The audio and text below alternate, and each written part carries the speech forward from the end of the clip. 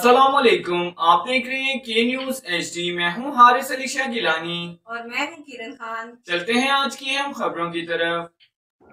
Breaking news से आगाह करेंगे।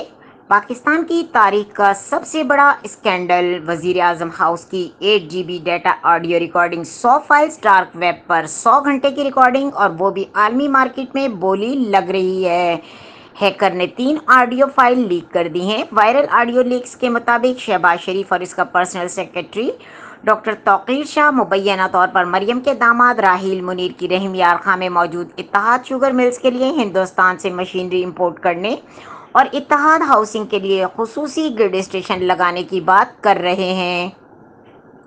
ऑडियो लीक में मुबैना तौर पर शहबाज शरीफ और मरियम राहील मुनीर की मिल्की मशीनरी को बराह रास्त हिंदुस्तान से लाने के बजाय किसी और मुल्क के रास्ते लाने की बात कर रहे हैं, जो कि गैर कानूनी अमल है।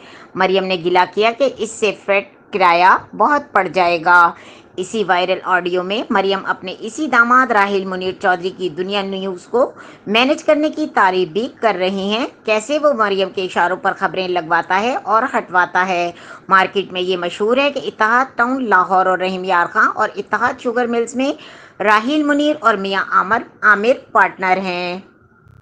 मजीद खबरों और अपडेट्स के लिए हमारे साथ रहिएगा। तब तक के लिए अपना ख्याल रखिएगा। अल्लाह हाफिज।